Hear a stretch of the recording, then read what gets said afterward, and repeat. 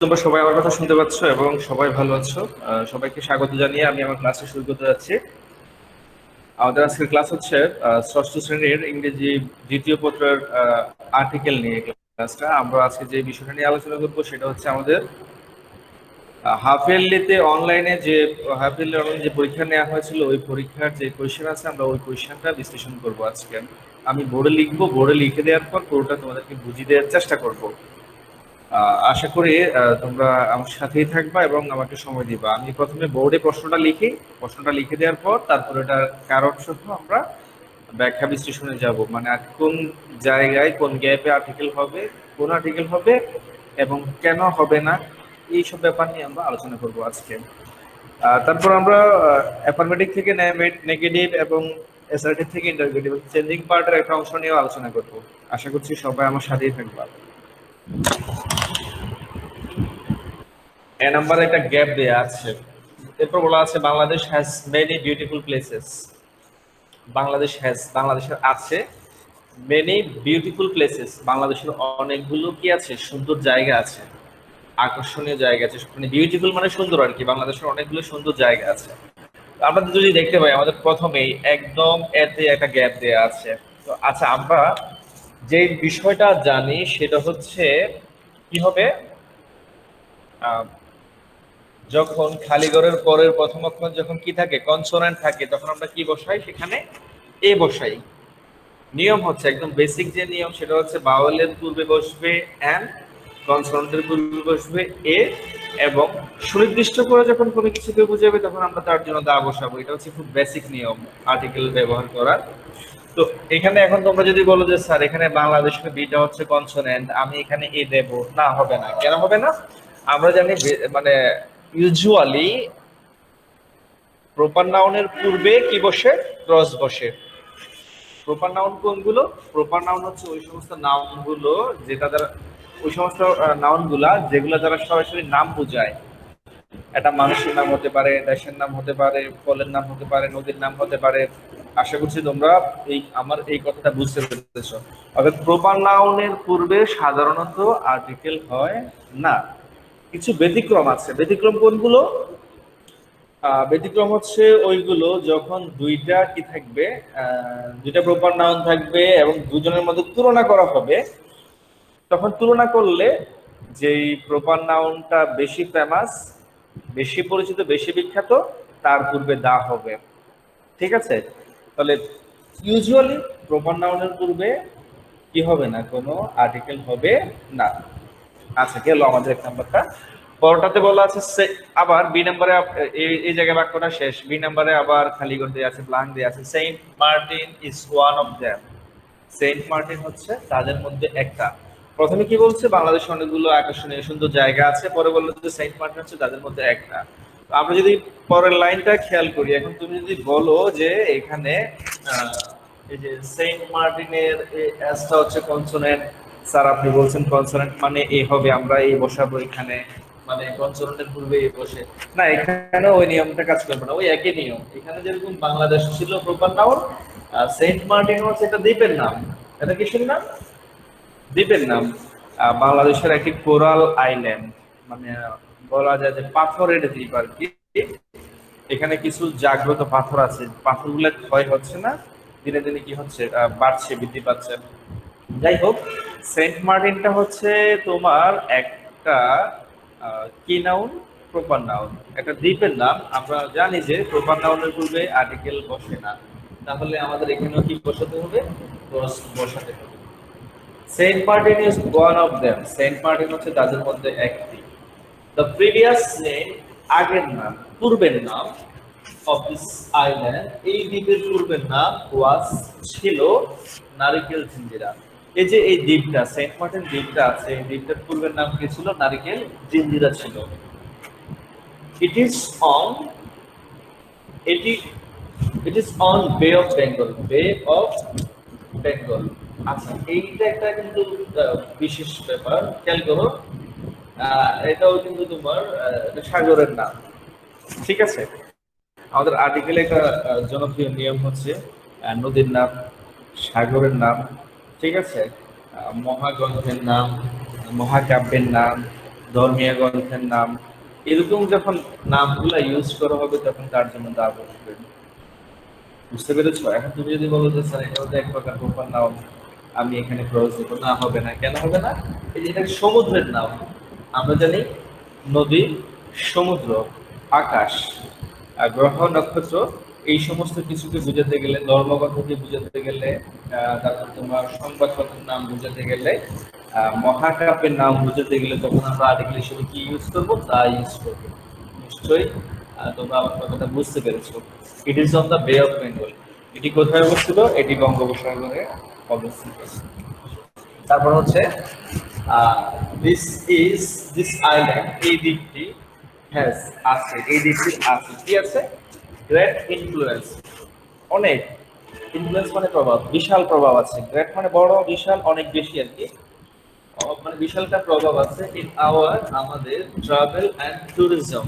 Travel মানে হচ্ছে ভ্রমণ, অ্যান্ড ট্যুরিজম মানে হচ্ছে পর্যটন, মানে হচ্ছে আমাদের দেশের ভ্রমণ এবং পর্যটন নিয়ে যে শিল্প আছে, ভ্রমণ অর্থাৎ ট্রাভেল এবং ট্যুরিজম সেক্টরে এই দিকটার অনেক বড় একটা গুরুত্ব আছে, প্রভাব আছে। এখানে এই যে জি দেখতে পাচ্ছি, জিটা হচ্ছে কনসোনেন্ট। ঠিক আছে, আমরা জানি যে কনসোনেন্টের পূর্বে কি বসবে?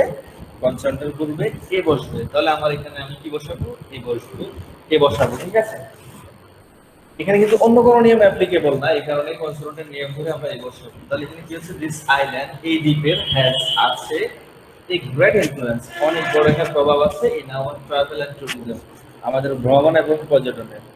তারপর আমরা যদি তাকাই, ইন এভরি ইয়ার, প্রতি বছর, ইন এভরি ইয়ার মানে হচ্ছে কি বছর? প্রতি বছর। লট অফ পিপল, অনেক মানুষ, ভিজিট দেয়, সেখানে ভ্রমণ করতে যায়। আমরা কি নাম্বারকে ফলো করবো? এই যেখানে এল আছে, এলটা হচ্ছে কনসোনেন্ট। এই লট অফটা এটা ফ্রেজ ওয়ার্ডের মতো আর কি, প্রিপজিশনাল ফ্রেজ ওয়ার্ড। এই লট অফ মানে প্রচুর, অনেক বেশি, সংখ্যায় অনেক বেশি, এটা প্রকাশ করতে আমরা এই লট অফটা ব্যবহার করি। ওইটা phrase word, prepositional phrase word.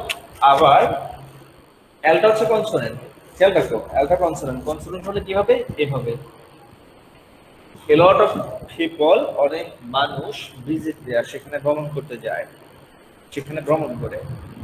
আচ্ছা, দিস ইজ, এটি হচ্ছে, nice creature of god. Nice creature মানে হচ্ছে চমৎকার, ক্রিয়েচার মানে হচ্ছে সৃষ্টি, এটা একটা চমৎকার সৃষ্টি অফ গড, কার? সৃষ্টিকর্তার। মানে এই যে দ্বীপটা, এই দ্বীপটা সৃষ্টিকর্তার চমৎকার একটা সৃষ্টি। আমরা যদি খেয়াল করি, দিস ইজ, এটি হচ্ছে, নাইস ক্রিয়েচার, এই যে এখানে এন আছে, এনটা কি? এনটা হচ্ছে কনসোনেন্ট। এনটা কি? কনসোনেন্ট। আমরা জানি কনসোনেন্ট যদি থাকে তার পূর্বে সাধারণত, মানে একদম নর্মাল যে নিয়মটা আছে, ব্যতিক্রম নিয়ম না, ইউজুয়াল নিয়মে তখন কি বসবে? এ বসবে, যেহেতু এটা consonant. This is a nice creature, এটা একটা চমৎকার সৃষ্টি অফ গড। এই যে গড, আমি গোল্লা দিলাম গডের এখানে, গড হচ্ছে সৃষ্টিকর্তা। আমরা জানি একটা নিয়ম আছে প্রসেস, সেটা হচ্ছে যখন সৃষ্টিকর্তাকে বুঝাবে, নাম বুঝাবে, বা কোন দেবতার নাম বুঝাবে, বা প্রনাউন বুঝাবে সৃষ্টিকর্তার, তখন তার জন্য কোনো আর্টিকেল বসানোর নিয়ম নেই। এটা হচ্ছে ক্রসের নিয়ম। ক্রস কোন জায়গায় বসবে তার একটা নিয়ম হচ্ছে এটা। সৃষ্টিকর্তার নাম এবং তার প্রনাউনের পূর্বে কখনো কোনো কি হয় না? আর্টিকেল হয় না। তাহলে এখানে কি বসবে? ক্রস বসবে।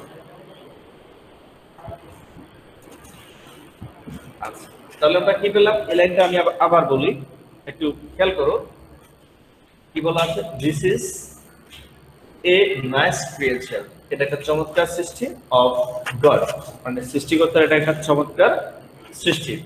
তো এখানে আমরা এই যে এক নাম্বারে এই কেন দিলাম? কারণ এখানে আছে এন, এটা হচ্ছে কনসোনেন্ট, এই কারণে এ। এখন তুমি যদি বলো স্যার এখানে জি, জিটাও তো কনসোনেন্ট, এখানে এ দেন না, এখানে এই কেন দিচ্ছেন না? কেন? আমাদের তো এই দেওয়ার স্কোপ নাই, কারণ আমাদের আরেকটা নিয়ম আছে আর্টিকেলে, ক্রসের নিয়ম, সৃষ্টিকর্তার নাম এবং তার প্রোনাউনের পূর্বে কোনো কি হয় না? আর্টিকেল বসে না। তখন আমাদেরকে সেখানে কি বসাতে হয়? ক্রস বসাতে হয়। এই তো গেল। এরপর আমরা খেয়াল করি, ইট ইজ অলসো, এছাড়াও এটি, ইউনিয়ন পরিষদ। এই যে সেন্ট মার্টিন যে আইল্যান্ড আছে, এটা তো আমরা জানি যে এটা একটা কি দ্বীপ। দ্বীপ ছাড়াও এটা কিন্তু একটা ইউনিয়ন পরিষদ, বাংলাদেশের একটা ছোট একটা ইউনিয়ন। মানে পূর্বে এটা কিন্তু সবচেয়ে ছোট ইউনিয়ন ছিল, এখন সবচেয়ে ছোট ইউনিয়ন আর সেন্ট মার্টিন নেই, এখন ভোলার একটা ইউনিয়ন আছে।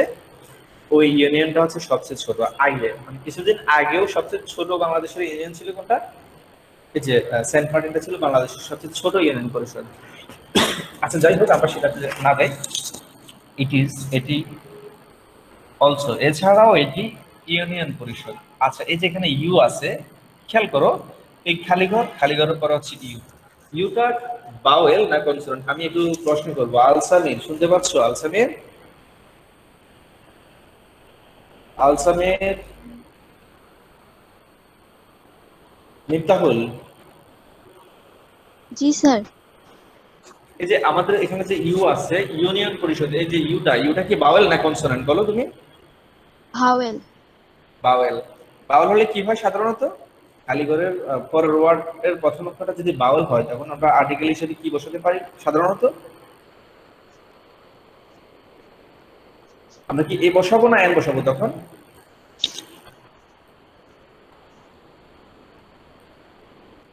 ওকে, আচ্ছা আমি একটু বলে দিচ্ছি, ও বিচ্ছিন্ন হয়ে গেছে দেখতে পাচ্ছি। এ বসবে। হ্যাঁ, আমরা বলি ইউটা হচ্ছে বাওয়েল। আমাদের সাধারণ যে নিয়ম আছে, বেসিক যে নিয়ম আছে, ওই নিয়ম অনুযায়ী হচ্ছে বাওয়েলের জন্য আমরা কি বসাবো, আর্টিকেল হিসেবে আমরা এন বসাবো। ঠিক আছে, কিন্তু আমাদের এখানে এন বসানোর সুযোগ নাই। কেন এন বসানোর সুযোগ নেই? আমাদেরকে এখানে এই বসাতে হবে। কেন? ইউনিয়ন, ইউনিয়ন বানান করতে, ইউনিয়ন আমি বাংলা লিখে দিলাম ইউনিয়ন। খেয়াল করো, ইউ ছাড়া আমাদের একটা নিয়ম আছে, ই এবং ইউ। ই এবং ইউ, এই দুইটা বর্ণের লেটারের উচ্চারণ যদি কার মতো হয়, ইউ এর মতো হয়, মানে শুরুর দিকের উচ্চারণটা যদি ইউ এর মতো হয়, তখন আমাদের এন বসানোর সুযোগ থাকবে না। আমাদেরকে তখন বাধ্য হয়ে কি বসাতে হবে, এ বসাতে হবে। তাহলে আমরা কি পেলাম?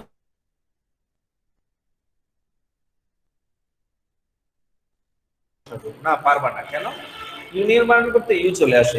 ইউনিয়ন, ইউজফুল, ইউনাইটেড, ঠিক আছে, এগুলা যে উচ্চারণ করতে গেলে ইউর উচ্চারণটা ইউর মতো চলে আসে। তাহলে আমরা কি বসাতে পারবো না, ওইসব ক্ষেত্রে এন বসাতে পারবো না, আমাদেরকে বসাতে হবে এ বসাতে হবে। তাহলে আমার কাজটা এতটুকু তো শেষ হয়ে গেল। আমরা এবার পরের লাইনে যাচ্ছি। এটি হচ্ছে, ইট ইজ কল্ড, এটাকে বলা হয় স্মলেস্ট, সবচাইতে ছোট ইউনিয়ন পরিষদ। মানে ইউনিয়ন পরিষদ আর কি, ইউনিয়ন পরিষদ মানে হচ্ছে ইউনিয়ন পরিষদেই, নতুন নামে এটাকে কি বলা হচ্ছে, নতুন একটা নাম দিচ্ছে সরকার, প্রজ্ঞাপন আকারে জারি করছে, সেটা পেয়ে যাবে তোমরা। ইট ইজ কল্ড, এটাকে বলা হয় দ্য স্মলেস্ট, সবচাইতে ছোট ইউনিয়ন পরিষদ। সবচাইতে ছোট ইউনিয়ন পরিষদ বলা হয় ইন বাংলাদেশ, বাংলাদেশের মধ্যে। বাংলাদেশের যতগুলো ইউনিয়ন পরিষদ আছে, এই সবগুলো ইউনিয়ন পরিষদের মধ্যে সবচেয়ে ছোট ইউনিয়ন পরিষদ হচ্ছে কোনটা? আহ, এই যে সেন্ট মার্টিন যেটা আছে এটা, যদিও বর্তমানে নেই। আচ্ছা, তাহলে এখানে আমরা একটু খেয়াল করি, আমাদের এই যে এখানে একটা আইতে যে গ্যাপ আছে, খালি করে আছে, এরপর হচ্ছে এস আছে। তুমি যদি বলো স্যার এখানে এসটা হচ্ছে কনসোনেন্ট, আমি বসাবো এ, হবে না। কেন হবে না? এখানে আরেকটা নিয়ম উপস্থিত আছে, আরেকটা বেসিক নিয়ম উপস্থিত আছে, সেটা হচ্ছে স্মলেস্ট। আমরা দেখতে পাচ্ছি ইএসটি আছে, কি আছে, শব্দটার শেষে ইএসটি যোগ করা আছে। তাহলে এটা সুপারলেটিভ ডিগ্রি, কোন ডিগ্রি? এটা হচ্ছে সুপারলেটিভ ডিগ্রি। আমরা যেটা জানি সেটা হচ্ছে যে সুপারলেটিভ ডিগ্রির পূর্বে আর্টিকেল হিসেবে দা বসবে সব সময়। ঠিক আছে, তাহলে এস স্মলেস্ট আছে, তাহলে এখানে কি আমি এই যে এস টাকে কনসোনেন্ট ধরে আমি কি এ বসাতে পারবো? আমার কি এস টাকে কনসোনেন্ট ধরে এ বসানোর সুযোগ আছে? নাই। কেন? স্মলেস্ট, এটা হচ্ছে সুপারলেটিভ ডিগ্রি, এজন্য আমি এ বসাতে পারবো না, আমাকে বসাতে হবে কি, এন বসাতে হবে। It is called the smallest union Parishad in Bangladesh, এটাকে বলা হয় বাংলাদেশের সবচেয়ে ছোট ইউনিয়ন পরিষদ। লাস্ট লাইন, ইট হ্যাজ, এটির আছে, এক্সিলেন্ট মানে চমৎকার, জিও পলিটিক্যাল ভ্যালু, এটার চমৎকার কি আছে, জিও পলিটিক্যাল ভ্যালু মানে ভূ রাজনৈতিক, জিও মানে ভূ, পলিটিক্যাল মানে রাজনৈতিক, ভ্যালু মানে হচ্ছে গুরুত্ব।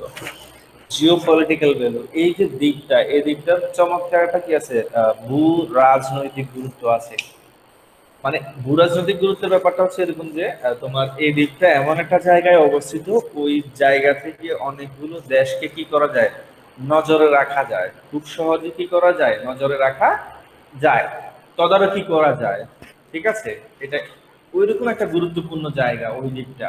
সেখানে যদি একটা নৌবাহিনীর একটা বেস করা যায়, নৌবাহিনী যদি একটা ঘাঁটি তৈরি করতে পারে, মনে করো আমেরিকা অথবা চীন অথবা ভারত অথবা বা অন্য কোনো শক্তিশালী দেশ, তাহলে তারা কি করতে পারবে, এই যে আমাদের সাউথ এশিয়া, দক্ষিণ এশিয়া যতগুলো দেশ আছে প্রত্যেকটা দেশকে তারা অনেকখানি কন্ট্রোল করতে পারবে। যখন কোনো যুদ্ধ বিগ্রহ বাঁধবে, তারা এখান থেকে খুব দ্রুত কি করতে পারবে, অ্যাকশন নিতে পারবে, এবং কি করতে পারবে, শত্রুপক্ষকে খুব সহজে গায়েল করতে পারবে। এই জন্য বলা হচ্ছে জিও পলিটিক্যাল ভ্যালু, মানে হচ্ছে কি ভূ রাজনৈতিক গুরুত্ব, ভূ রাজনৈতিক মূল্য। তাহলে আসো আমাদের এটা পড়ার বিষয় এটা না, জানতে হবে, এই জন্য জানিয়ে দিলাম। এই যে এইটা এক্সিলেন্টের এটা হচ্ছে বাউল, কি এটা বাউল না, সাধারণ নিয়ম, এখানে অন্য কোনো নিয়ম নাই। তো এটা যদি বাউল হয়, আমাদের বাউলের জন্য আমাদেরকে কি বসাতে হবে, আমাদেরকে বসাতে হবে এন, এন বসাতে হবে। তাহলে কি হচ্ছে, ইট হ্যাজ অ্যান, এটির আছে চমৎকার, অ্যান এক্সিলেন্ট, একটি চমৎকার জিও পলিটিক্যাল ভ্যালু, এটার খুব চমৎকার একটা কি আছে, ভূ রাজনৈতিক গুরুত্ব আছে। দেখো আমরা কিন্তু দেখতে দেখতে কি করলাম, আমাদের হাফ ইয়ারলি পরীক্ষায় যে আর্টিকেল থেকে যে প্রশ্নটা এসেছিল, আমরা ইতিমধ্যে ওই প্রশ্নটা শেষ করে ফেলেছি, আমরা এটা আলোচনা করে ফেলেছি বিস্তারিত। এখন আমি তোমাদের কাছ থেকে এটার ফিডব্যাক চাইবো, মানে প্রশ্ন জানতে চাইবো, ঠিক আছে? তোমাদের তো আসলে আমি অনেককে দেখতে পাচ্ছি, অনেকের নামটা সরাসরি দেয়া নাই, তোমরা দেখা যাচ্ছে যে ভিন্ন ভিন্ন নাম। তো এখন আমি, আমার চিন্তা একটু কষ্ট হবে, আমি এখানে যে নাম আছে ওই নামে ডাকবো, আর তোমরা যদি বুঝতে পারো তখন তোমরা সাড়া দিবা। আমি প্রথমে কথা বলতে চাইবো তাজিবার সাথে। তাজিবা কি আমার কথা শুনতে পাচ্ছ? তাজিবা, তাজিবা শুনতে পাচ্ছ আমার কথা? জি স্যার। কেমন আছো তুমি? ভালো আছি, আপনি কেমন আছেন? আলহামদুলিল্লাহ। আচ্ছা, তুমি কি পুরো ক্লাসে ছিলা? স্যার একটু আগে ঢুকছি। আচ্ছা, আমাদের ক্লাস শুরু হয় 10টায়, ঠিক আছে? তো আমাদেরকে 10টায় থাকার চেষ্টা করতে হবে, আর লেট হয়ে গেলে তো বুঝতেই পারো যে তোমার অনেক কিছু মিস হয়ে যাবে। টিচার শুরু করবে 10টায়, তুমি যদি 10টা 20-এ আসো তাহলে তোমার অনেক কিছু মিস হবে, আবার হয়তো সেটা রিপিট করা সম্ভব নাও হতে পারে। তাজিবা তুমি বলো তো, আমি তোমার কাছে অনেকগুলো প্রশ্ন করবো, তোমাকে 5টা প্রশ্ন করবো, ঠিক আছে? বলো তো, আর্টিকেল কাকে বলা হয়? আর্টিকেল মানে কি? আর্টিকেলকে বাংলাতে বলো। বলা হয় প্রদর্শিত নির্দেশক, যেমন তাঁতি, খানা, গুড। খানি। আর্টিকেল, হ্যাঁ, আর্টিকেলকে বাংলায় বলা হয় পদাশ্রিত নির্দেশক, ঠিক আছে? বাংলা এটার ব্যবহার হচ্ছে টাটি, খানা, খানি এই টাইপের করে আর কি, বাংলা ব্যাকরণে এটাকে এইভাবে কি করা হয়, বিশ্লেষণ করা হয়। আচ্ছা, 1 নম্বর প্রশ্ন গেল। এখন 2 নম্বর প্রশ্ন হচ্ছে আর্টিকেল কয় প্রকার বলো? দুই প্রকার। আর্টিকেল 2 প্রকার, কি কি বলো? Definite article, indefinite article. Definite article, indefinite article. আচ্ছা, ডেফিনিট আর্টিকেল কয়টা? একটা। ডেফিনিট আর্টিকেল হচ্ছে একটা, আর ইনডিফিনিট আর্টিকেল কয়টা তুমি বলো? জি। ডেফিনিট আর্টিকেল একটা, নামটা বলো, তার নাম কোনটা, এ, এন না ধা, কোনটা আর্টিকেল? দা। ডেফিনিট আর্টিকেল কোনটা? দাটা হচ্ছে ডেফিনিট আর্টিকেল। আচ্ছা, ঠিক আছে। আর ইনডিফিনিট আর্টিকেল তাহলে কয়টা? দুইটা। দুইটা, কি কি? A N. এ এবং এন। আচ্ছা, আমরা যখন আমাদের ডেফিনিট আর্টিকেল বা ইনডিফিনিট আর্টিকেল এই দুইটা আর্টিকেল বসানোর কোনো সুযোগ থাকে না, তখন আমরা কোন আর্টিকেলটা বসাবো, মানে কোন জিনিসটা বসাবো আমরা, সেটা আর্টিকেল না, তখন কি বসাতে হবে? বোর্ডে দেখো, বোর্ডে একটু ভালো করে খেয়াল করো। দেখো আমরা অনেক জায়গায় অনেকগুলো চিহ্ন ব্যবহার করছি, কোথাও এ, কোথাও এন্ড, কোথাও ক্রস বসাইছি, ঠিক আছে? তাহলে আমরা দেখতে পাচ্ছি যে যেখানে আমার কোনো আর্টিকেল হবে না, যেখানে আমার কোনো আর্টিকেল বসানোর প্রয়োজন হবে না, সেখানে আমাকে কি বসাতে হবে? ক্রস বসাতে হবে। ঠিক আছে, তাজিবা তোমাকে অনেক ধন্যবাদ। আমরা এবার যাব মিফতাহুলের কাছে। মিফতাহুল কি শুনতে পাচ্ছ আমার কথা? মিফতাহুল? জি স্যার। আচ্ছা মিফতাহুল, তুমি বলো তো, আমরা এই যে আর্টিকেল হিসেবে আমরা এই বসাবো, এন বসাবো, দা বসাবো, ক্রস বসাবো, আচ্ছা আমরা কি চাইলেই আমাদের ইচ্ছে মতো আমরা কি যে কোনো জায়গায় এ বসাই দিলাম বা এন বসিয়ে দিলাম বা এই ক্রস বসিয়ে কি আমরা আর্টিকেলটা সমাধান করতে পারবো, সম্পন্ন করতে পারবো? না। পারবো না। তখন আমাদের কি করতে হবে? ওই ক্ষেত্রে কি করতে হবে? নিয়ম জানতে হবে। কি করতে হবে? নিয়ম জানতে হবে। অর্থাৎ কোন জায়গায় আমাকে এ বসাতে হবে, কোন জায়গায় আমাকে এন বসাতে হবে, কোন জায়গায় দা বসাতে হবে এবং কোন জায়গায় ক্রস বসাতে হবে, এগুলোর জন্য যে স্পেসিফিক যে নিয়মগুলো আছে এই নিয়মগুলো জানতে হবে নাকি? জি। আচ্ছা আমরা ক্লাসে যে করে দিয়েছিলাম, এখন এ এর নিয়মগুলো কি তোমার মনে আছে? এ এর নিয়ম খালি স্যার করে বুঝি নাই। পরের কথা। আচ্ছা আমরা কোন কোন ক্ষেত্রে এ বসাবো, আর্টিকেল হিসেবে আমরা কোন কোন ক্ষেত্রে এ বসাবো সেটা বলো তুমি। খালি ঘরের পরে প্রথম অক্ষর কনসোনেন্ট হলে সাধারণত এ বসে। গুড, মানে খালি ঘরের যে প্রথম অক্ষর থাকবে, প্রথম অক্ষরটা যদি কনসোনেন্ট হয়, সাধারণ নিয়ম, সাধারণত আমরা কি বসাবো? এন, এ বসাবো, কি বসাবো? এ বসাবো। তবে ব্যতিক্রম নিয়মও আছে, ব্যতিক্রম নিয়মও কি আছে? আচ্ছা তুমি বলো, বাওয়েল কয়টা? বাওয়েল 5টি। 5টি। কি কি? A, E, I, O, U. Good. Consonant কয়টা তাহলে? 21টি। 21টি। কি কি বলো? বি, সি, ডি, হ্যাঁ এফ। মানে আমরা যদি একটু ধরো, হোল্ড করো, আমরা যদি সহজে বলি, বাউল বাদ দেওয়ার পর যা আছে সবগুলোই হচ্ছে কনসোনেন্ট না? বাউল 5টা না, এই 5টার পরে আর যা যা আছে ওই সবগুলো হচ্ছে কনসোনেন্ট। ঠিক আছে, তুমি বলো তো, ও কি বাউল না কনসোনেন্ট ও শব্দটা? ভাওয়েল। বাউল।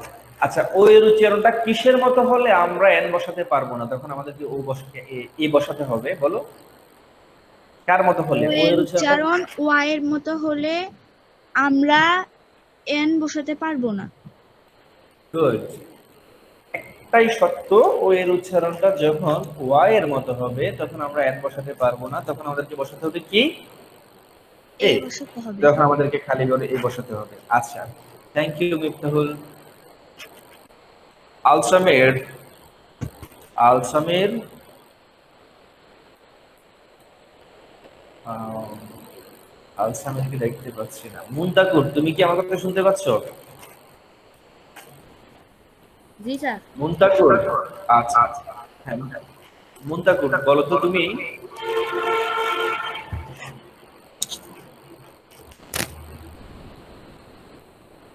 ই এবং ইউ এর উচ্চারণ যদি ইউ এর মতো হয় তখন আমরা সেখানে খালি করে কি বসাবো?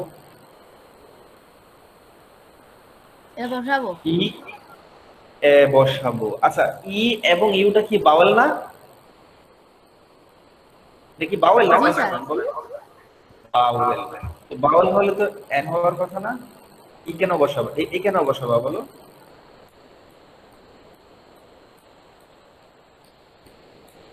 শোনো, এটা হচ্ছে আর্টিকেল একটা ব্যতিক্রম নিয়ম।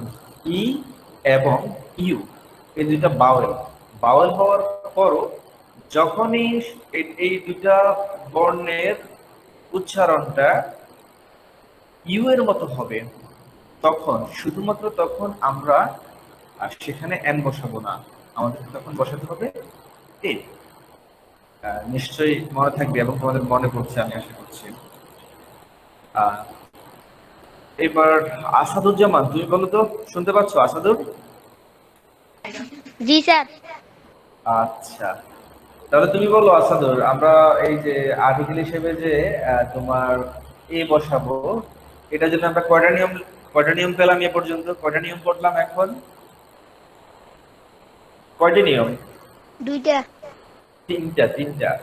মানে খালি ঘরের পরের প্রথম অক্ষর যদি কনসোনেন্ট হয় তখন আমরা বসাবো এ, এটা হচ্ছে 1 নাম্বার নিয়ম। 2 নাম্বার নিয়ম হচ্ছে ও এর উচ্চারণ ওয়াই এর মতো হলে তখন আমরা এন বসাতে পারবো না, আমাদেরকে বসাতে হবে এ। তাহলে 2টা নিয়ম পেলাম। আর থার্ড যে নিয়মটা আমরা একটু আগে বলছি, ই এবং ইউ এর উচ্চারণ যদি ইউ এর মতো হয় তখন আমরা এন বসাতে পারবো না, আমাদেরকে বসাতে হবে এ। মনে থাকবে? আচ্ছা, আশা করি বুঝতে পেরেছো। এবার আমরা এন নিয়মে যাব, মানে আমরা কোন কোন ক্ষেত্রে এন বসাবো আমরা ওই নিয়মে যাব। তো আমি এর আগে একটু কথা বলবো, মিম নিষাদটা কি কথা বলবো তুমি? মিম নিষাদ, মাইক্রোফোনটা অন করে একটু কথা বলো তো। মিম নিষাদ নামটা বলবা? হ্যাঁ, নামটা একটু বলবা, তোমার নামটা?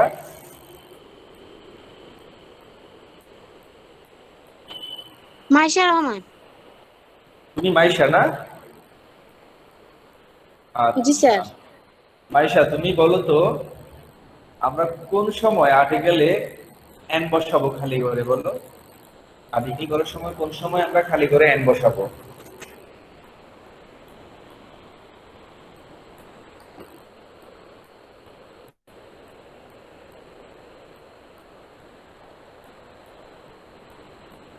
আচ্ছা, আলসামির, আলসামির কি আমার কথা শুনতে পাচ্ছ? আলসামির,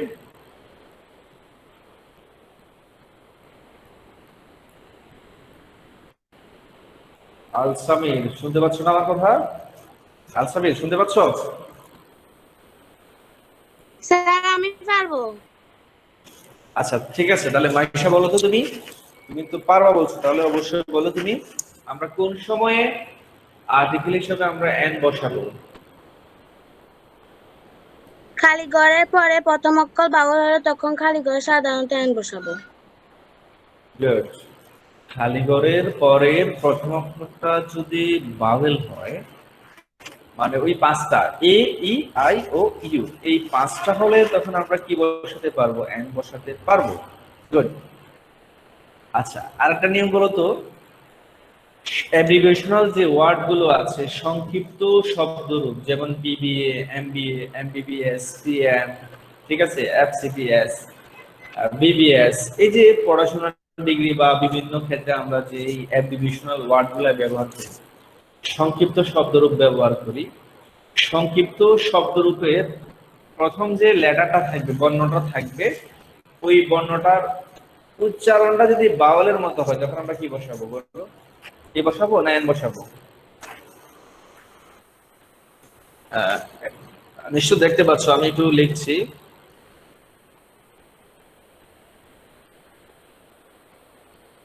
এমবিবিএস, এফসিপিএস, এই যে এই দুইটা হচ্ছে পড়াশোনার ডিগ্রির নাম, এমবিবিএস, এফসিপিএস। এই যে এম, এমটা কিন্তু কনসোনেন্ট, এমটা কি কনসোনেন্ট। এই যে এফ, এফটাও হচ্ছে কি কনসোনেন্ট। কিন্তু দেখো এই যে এগুলা কি ওয়ার্ড? অ্যাব্রিভিয়েশনাল ওয়ার্ড, মানে হচ্ছে সংক্ষিপ্ত শব্দরূপ। আমার এই সংক্ষিপ্ত শব্দরূপের কনসোনেন্ট, এখন তুমি যদি বলো স্যার এটা কনসোনেন্ট, আমি দেবো এখানে এ, না না হবে না। কেন হবে না? তোমাকে এখানে এন দিতে হবে। কেন? এই সংক্ষিপ্ত শব্দরূপের এম এর উচ্চারণটা করতে গেলে এম ও এম এ চলে আসে। এ মানে এটা হচ্ছে কিসের সাউন্ড? এটা বাউলের সাউন্ড, ঠিক আছে, মানে বাউলের মতো উচ্চারণ হচ্ছে, তাহলে এখানে এন বসাতে হবে। এফ সিবিএস, এফ, তুমি যদি বলো স্যার এখানে এফ আছে, এফটা হচ্ছে কি কনসোনেন্ট, একটা হচ্ছে কি কনসোনেন্ট। আমি স্যার এখানে কি দেবো? আপনি শিখাইছেন যে কনসোনেন্ট হলে আমাকে এন দিতে হবে, আমি তাহলে এখানে এ দিতে হবে, আমি এখানে এ দেবো না। কেন হবে না? কারণ এফসিপিএস এটা হচ্ছে ডাক্তারদের একটা বিশেষ ডিগ্রির নাম, ঠিক আছে। এই যে এফ উচ্চারণ করতে এফ ও এফ এ চলে আসে, এই কারণে এখানে তোমাকে কি দিতে হবে? এন দিতে হবে। তাহলে আমরা যেটা জানলাম সেটা হচ্ছে সংক্ষিপ্ত শব্দরূপের উচ্চারণটা প্রথমে যদি বাউলের মতো হয় তখন আমরা কি করব? ওই প্রথম অক্ষরটা কনসোনেন্ট হওয়ার পরও তার জন্য আমরা কি বসাবো? এন বসাবো। কেন? বাউলের জন্য উচ্চারণ হবে এই জন্য। আচ্ছা, আমরা আরেকটা নিয়মে আসি। এখানে তো দেখতে পাচ্ছ না, আমি এই যে এবার লিখছি একটু খেয়াল করো সবাই।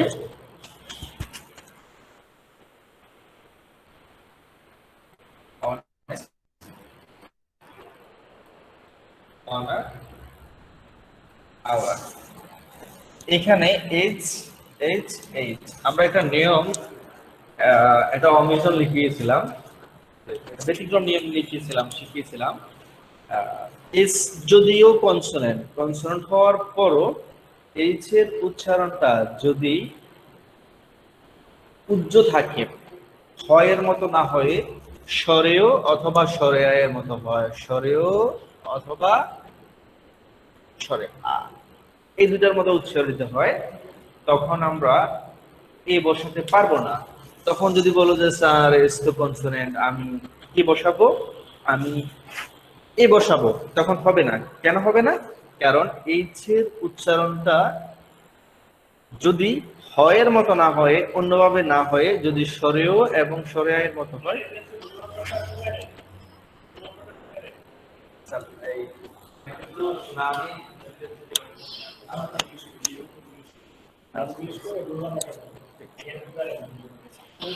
তাহলে এখানে কি আছে আমরা যেটা দেখতে পাচ্ছি, অনেস্ট, অনার, আওয়ার।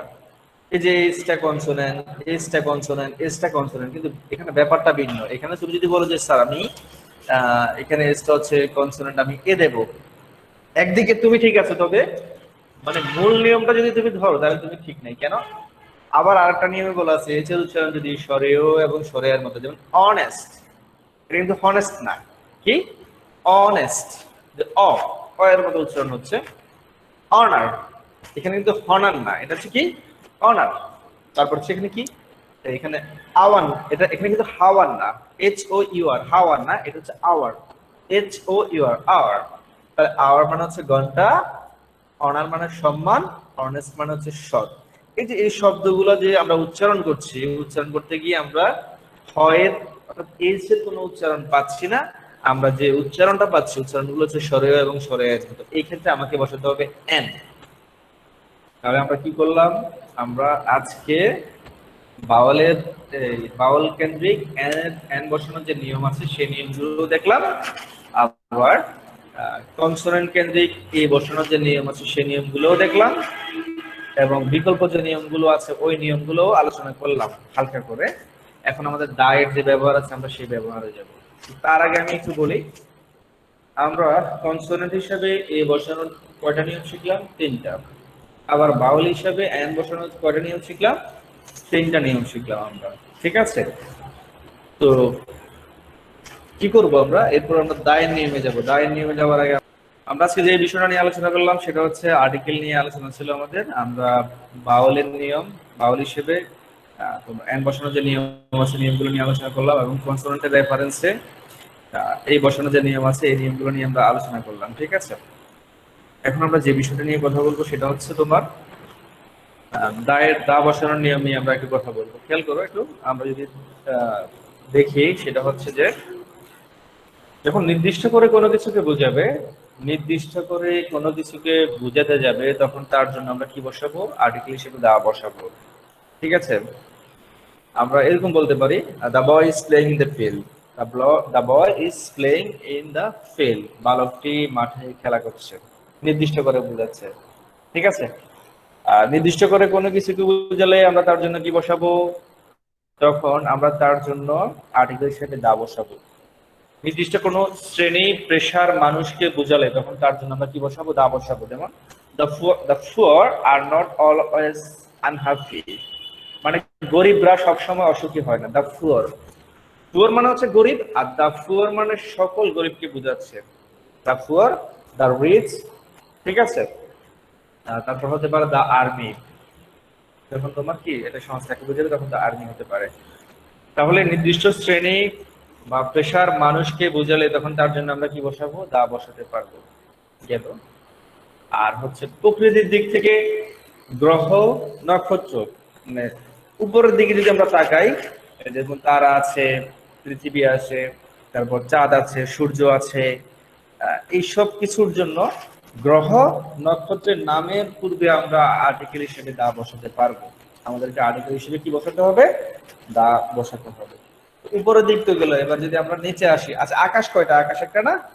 আকাশের জন্য কিন্তু আমরা আকাশ কিন্তু গ্রহ নক্ষত্রের মধ্যে পড়ে না, তারপরে আকাশের জন্য আমরা কি বসাবো? আমরা দা বসাবো, যেমন দা স্কাই ইজ ব্লু, আকাশের রং হচ্ছে নীল। তাহলে গ্রহ, নক্ষত্র, তারপর হচ্ছে তোমার আকাশ, এগুলোর জন্য আমরা কি বসাবো? দা বসাবো আর্টিকেল হিসেবে। এবার আমরা যদি নিচে তাকাই, সমুদ্র আছে, তারপর নদী আছে, দ্বীপপুঞ্জ আছে। দ্বীপপুঞ্জ একটা দ্বীপ না, যখন অনেকগুলো দ্বীপকে একসাথে বলা হবে তখন তার জন্য আমরা কি বসাবো? দা বসাবো। তারপর হচ্ছে পর্বতপুঞ্জ বা পর্বত শ্রেণী আর কি, যখন একটা জায়গার অনেকগুলা পাহাড়কে বুঝাবে তখন আমরা তার জন্য কি বসাবো? দা বসাবো। এইসব ব্যাপারগুলো কিন্তু তোমাদের খাতায় খুব ভালো করে নোট করে দেওয়া ছিল। যেমন পর্বতপুঞ্জ কোনগুলো? যেমন মাউন্ট এভারেস্ট। মাউন্ট এভারেস্ট কিন্তু এটা পাহাড়, আর এই পাহাড়ের আগে কি হবে না? দা হবে না, ক্রস হবে। একটা পাহাড়কে বললে তখন তার জন্য কি হবে? ক্রস বসাতে হবে। আর যখন ওই নির্দিষ্ট জায়গার সবগুলা পাহাড়,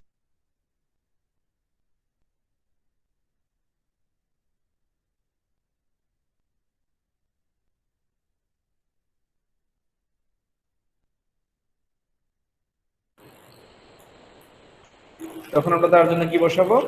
তখন আমরা তার জন্য বসাবো দা বসাবো। যেমন দা হিমালয়ান মাউন্টেন।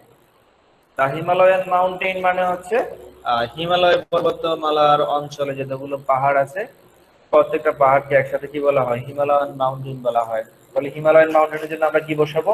হিমালয়ান মাউন্টেনের জন্য আমরা দা বসাবো। ঠিক আছে, তারপর আসি এরপর হচ্ছে যে দ্বীপপুঞ্জ। দ্বীপপুঞ্জ কোনগুলা? যেমন নিকোবর দ্বীপ, নিকোবর, আন্দামান, ঠিক আছে, সুমাত্রা, জাভা, এগুলো হচ্ছে দ্বীপপুঞ্জের নাম। যখন অনেকগুলা দ্বীপকে একসাথে কি করা হবে, এইভাবে একটা নাম দিয়ে প্রকাশ করা হবে, এটাকে বলা হয় দ্বীপপুঞ্জ। দ্বীপপুঞ্জের জন্য কি হবে? দা হবে। আর যদি একটা একটা দ্বীপকে বোঝায় তখন কি হবে না? কোনো আর্টিকেল বসবে না, তখন সেখানে ক্লজ বসাতে হবে। যেমন আমরা আজকে এই জায়গায় আলোচনা করেছি সেন্ট মার্টিন। সেন্ট মার্টিন হচ্ছে একটা দ্বীপের নাম। একটা দ্বীপের নাম বললে কি হবে না? কোনো আর্টিকেল বসবে না। যেমন ভোলা আছে, মহেশখালী আছে, এগুলো কিন্তু এক একটা দ্বীপ বাংলাদেশের। এসব দ্বীপের আগে কোনো কি হবে না? আর্টিকেল বসবে না। কেন? এগুলো আছে সিঙ্গেল সিঙ্গেল দ্বীপ, একটা একটা দ্বীপ। যখন সমষ্টিগত বুঝাবে সুমাত্রা, জাভা, আন্দামান, তখন এগুলোর জন্য কি হবে? আর্টিকেল হিসেবে তখন আমাদেরকে দা বসাতে হবে। নিশ্চয়ই বুঝতে পেরেছ। এরপর হচ্ছে ভৌগোলিক অর্থপূর্ণ দেশ। ভৌগোলিক যে অর্থপূর্ণ দেশগুলো আছে, এই ভৌগোলিক অর্থপূর্ণ দেশগুলোর নামের জন্য আমাদেরকে কি বসাতে হবে? আর্টিকেল হিসেবে দা বসাতে হবে। যেমন আমরা যদি আমি একটু মুছি, আমি নিচ থেকে একটু মুছে ফেলছি, একটু খেয়াল করো। ভৌগোলিক যে অর্থপূর্ণ দেশগুলো আছে এগুলোর জন্য আমাদেরকে কি বসাতে হবে? দা বসাতে হবে। যেমন ইউএসএ দিলাম, ঠিক আছে, অথবা কেএসএ দিলাম, ঠিক আছে, অথবা দিলাম ইউকে, অথবা আমরা দিলাম ইউ এ। এগুলো হচ্ছে ভৌগোলিক অর্থপূর্ণ দেশ, ভৌগোলিক অর্থপূর্ণ স্থানের নাম। সাধারণত যখন একটা দেশের নাম হবে তখন তার জন্য আমরা কিন্তু ক্রস বসাবো। যেমন বাংলাদেশ, পাকিস্তান, শ্রীলঙ্কা, মায়ানমার, থাইল্যান্ড, ঠিক আছে। আমেরিকা বললে তখন আমরা কি বসাবো? ক্রস বসাবো। যখন ভৌগোলিক অর্থপূর্ণভাবে ওই দেশের নামটা প্রকাশ করবে তখন আমরা তার জন্য কি বসাবো? তখন তার জন্য আমরা দা বসাবো। খেয়াল করো, যখন আমেরিকা বলা হবে, শুধু আমেরিকা বলা হবে,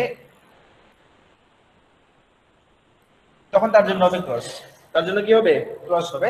আর যখন বলবে USA, United States of America, U হচ্ছে ইউনাইটেড, এচ হচ্ছে স্টেটস অফ, এটা হচ্ছে America, United States of America. যখন ইউএসএ বলা হবে তখন কি বোঝাবে? একটা ভৌগোলিক অর্থপূর্ণভাবে ওই দেশের নামটা বোঝাবে। আমরা জানি আমেরিকায় প্রায় 50টা রাজ্য আছে। এই 50টা রাজ্যকে একসাথে মিলিয়েই আমেরিকা দেশটা। এটাকে তখন বলা হয় কি? ইউনাইটেড স্টেটস অফ আমেরিকা, মানে যুক্তরাষ্ট্র। তখন বসাতে হবে দা। আর যখন শুধু আমেরিকা বলবে তখন কিন্তু ভৌগোলিকভাবে এটার নাম প্রকাশ পাবে না, তখন তার জন্য আমাকে বসাতে হবে ক্রস। আশা করি বুঝতে পেরেছ। কে আছে? Kingdom of Saudi Arabia.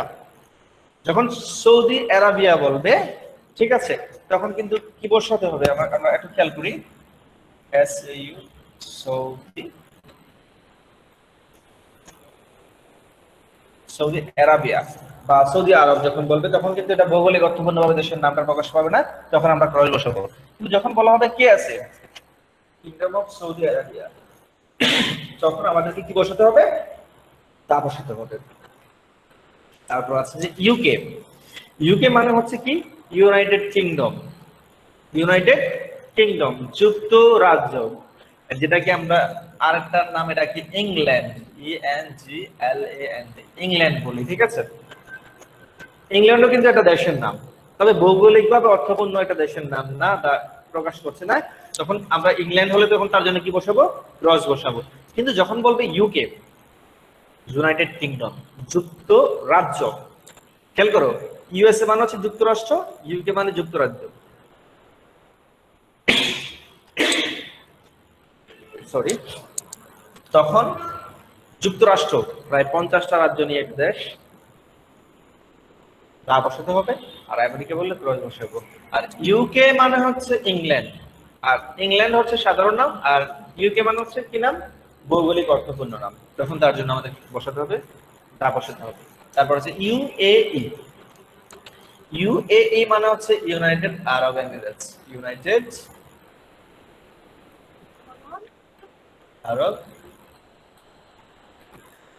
Emirates, মানে সংযুক্ত আরব আমিরাত। ইউনাইটেড আরব এমিরেটস মানে হচ্ছে সংযুক্ত আরব আমিরাত। এখানে বেশ কয়েকটা দেশ আছে কিন্তু, যেমন কাতার আছে, দুবাই আছে, তারপর তোমার বাহরাইন আছে, ঠিক আছে। এইগুলাকে বলা হয় সংযুক্ত আরব আমিরাত। যখন শুধু কাতার বলা হবে, শুধু কাতার, ইউনাইটেড আরব এমিরেটস মানে কয়টা দেশ, তোমার কাতার, বাহরাইন, তারপর হচ্ছে তোমার ওমান, কাতার, বাহরাইন, ওমান আরো আছে। তো এভাবে যখন একটা একটা দেশ বলবে তখন তার জন্য আমরা কিন্তু ক্রস বসাবো, তখন আমাদেরকে দা বসানোর সুযোগ নাই। ভৌগোলিক অর্থপূর্ণভাবে যখন দেশের নাম প্রকাশ করবে তখন হবে দা, আর হচ্ছে সাধারণভাবে যখন প্রকাশ করবে তখন আমাদেরকে কি বসাতে হবে, তখন আমাদেরকে ক্রস বসাতে হবে। তো দেখো আমরা কিন্তু দেখতে দেখতে ক্লাসের একদম প্রায় শেষ প্রান্তে চলে এসেছি। তো কারো কোনো প্রশ্ন থাকলে প্রশ্ন করতে পারো। আমরা ক্লাসটা এখানেই শেষ করব, তার আগে আমি তোমাদের কাছ থেকে একটু ফিডব্যাক চাচ্ছি, কারো বুঝতে কোনো সমস্যা আছে কি। সবাইকে অনেক ধন্যবাদ আমার ক্লাসে জয়েন করার জন্য। আশা করছি আগামী ক্লাসে আরেকবার দেখা হবে, আগামী বৃহস্পতিবার দেখা হবে। সবাই ভালো থাকবে, সুস্থ থাকবে, আর স্বাস্থ্যবিধি মেনে চলবে অবশ্যই, বুঝছো, বাইরে খুব কম বের হবা, বুঝতে পেরেছো। আর